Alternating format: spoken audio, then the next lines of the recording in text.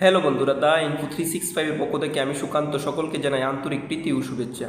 আজ আমি যে টপিকের উপর কথা বলছি সেটা অনেকটা সময় পিছিয়ে দেখলে দেখা যায় 2018-এর সময় ত্রিপুরাতে যে বিভিন্ন বেকার সমস্যা ছিল এবং বেকারদের উপরেই নির্ভর করে সরকারটা এসেছিল বিজেপি সরকার। তো ওই বিষয়ে লক্ষ্য করলে দেখা যায় যে বিভিন্ন ভাষণের মধ্যে বলেছিল যে 5 বছরের মধ্যে নাকি 1 লক্ষ সরকারি চাকরি দেওয়া হবে। কোথায় গেছে সেই সরকারি চাকরি? এবং বেকাররা মিস কল দিলেই নাকি সরকারি চাকরি হবে, সেটা বলেছিল হিমন্ত বিশ্ব শর্মা। আমরা বিভিন্ন যে এর আগের যে ভাষণ দিয়েছিল ইলেকশনের মুভমেন্টের আগে, ওইগুলি লক্ষ্য করলেই দেখতে পাবেন। তো আমি আজ এইগুলি কিসের জন্য ফিরে বলছি, আমি আজকে একটা ইন্টারন্যাশনাল জার্নালে দেখতে পাই হিমন্ত বিশ্ব শর্মার ব্যাপারে। উনি মুখ্যমন্ত্রী হওয়ার আগে বলেছিলেন যে 5 বছরের মধ্যে 1 লক্ষ চাকরি দিবেন। তো ওই জিনিসটা লক্ষ্য করলেই দেখতে পাই যে 5 বছর তো দূরের কথা, 1 বছরের মধ্যেই উনি প্রায় 98,000 সরকারি চাকরি দিয়েছে। মানে 1 লক্ষ থেকে শুধু 2,000 কম, ঠিক আছে? মানে 1 বছরের মধ্যেই কমপ্লিট করে দিয়েছে 98,000। তাহলে ত্রিপুরা সরকার যদি চেষ্টা করতো তাহলে কেন পারবো না?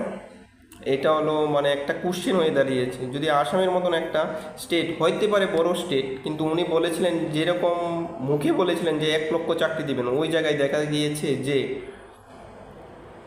1 বছরের মধ্যেই 98,000 চাকরি দিয়েছেন। তাহলে তো অনেক চাকরি আরও বাকি আছে, ঠিক আছে? মাত্র 2,000 চাকরি আছে উনি, আর 4 বছরের মধ্যে তো অবশ্যই 2,000 থেকে বেশি দেবেন, কিন্তু তিনি যা বলেছেন তার থেকেও বেশি দিবেন।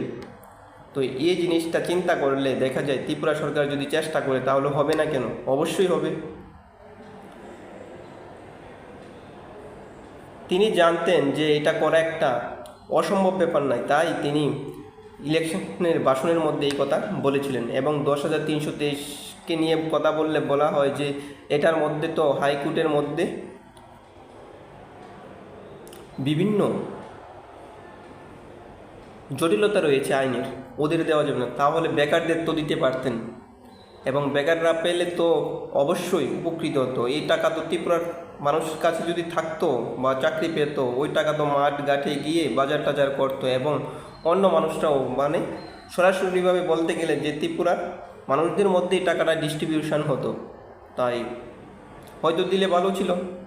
এছাড়াও দেখা যায় যে জেআরবিটির এক্সাম হয়েছে, মাত্র হয়তো 5,000 পোস্টের মতন ইয়ে হয়েছে। তো যতটুকু কথা ছিল গ্রুপ সির মধ্যে সেইটাও পূরণ করা হয়নি কেন? ওদের মধ্যে যারা ছিল তাদের কি যোগ্যতা ছিল না নাকি? দিলে কি ডিপার্টমেন্টটা চালাতে পারতো না?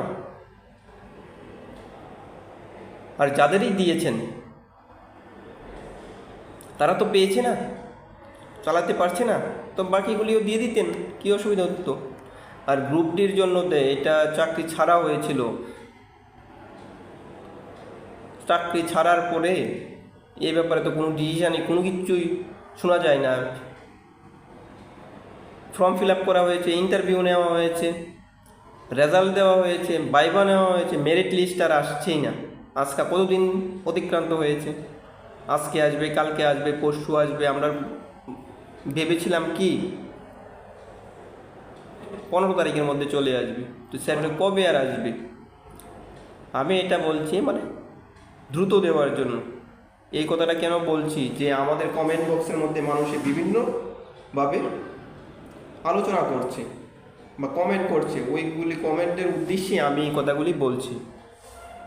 এছাড়াও স্পেশাল ইন্টারভিউ মানে স্পেশাল এক্সিকিউটিভ, নার্স এবং বিভিন্ন ডিপার্টমেন্ট হয়তো খালি আছে বা ইন্টারভিউ করা হয়েছে, প্রসেস করা হয়েছে, কবে নেওয়া হবে এইগুলি? এছাড়াও যে দেখতে পেয়েছি যে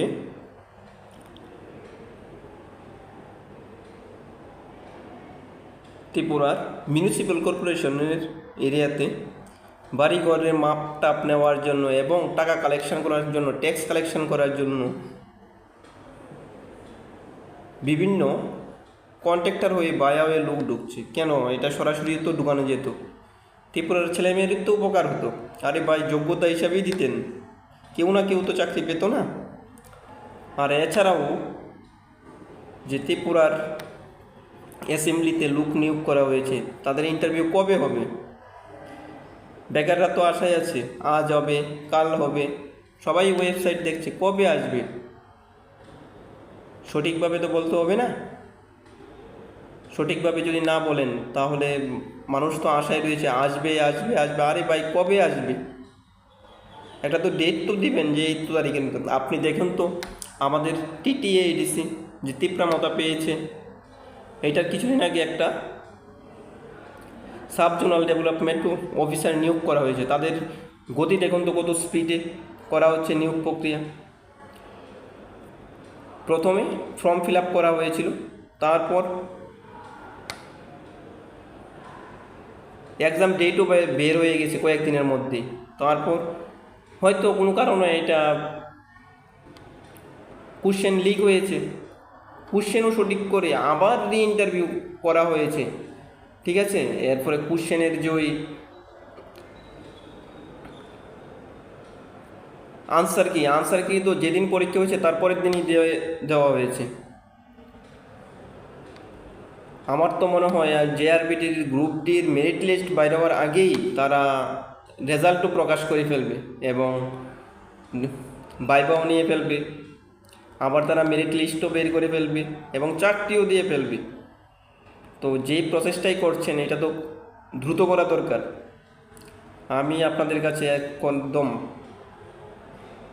অন্তরের প্রীতিস্থল থেকে বলছি যে খুব দ্রুত প্রক্রিয়া সম্পূর্ণ করার জন্য, কারণ এটার মধ্যে অনেক ছেলে মেয়েদের ভবিষ্যৎ জড়িয়ে আছে।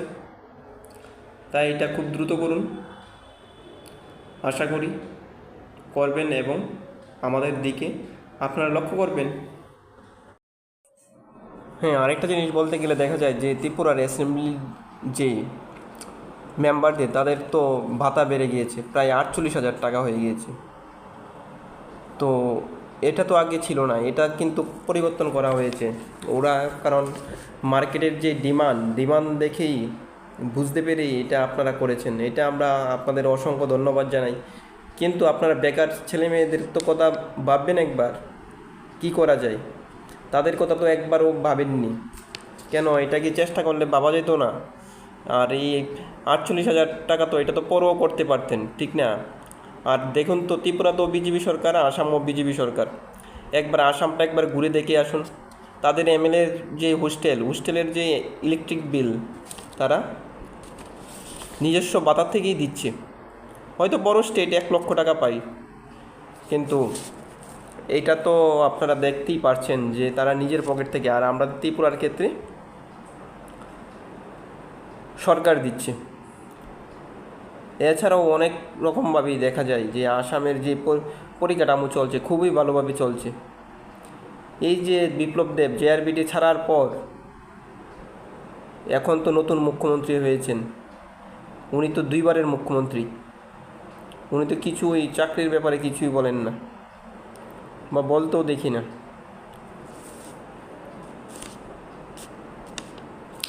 ওনার আন্ডারে প্রায় 22টা দপ্তরের মতন আছে। আমরা যদি ওয়েবসাইটে দেখতে পাই যে 22টা দপ্তর আছে। কেন 22টা দপ্তরের মধ্যে থেকে কি চাকরি ছাড়তে পারেন না? চাকরি ছাড়লে তো আমাদেরই লাভ হবে। আমরা তো বিজেপিরই লোক, ঠিক না? ভেবেছিলাম আচ্ছা চাকরি পাই না, এবার আচ্ছা মেম্বারের জন্য হয়তো একটা সিট পাবো, এটাও পাইলাম না। আপনারা কী বিবেচনা করে সিট টিট দেন এটা আমরা বুঝতেই পারি না। আমরা কি আপনার পিছে পিছে ঘুরিয়ে যাবো, কোনো কিছু পাইতাম না নাকি?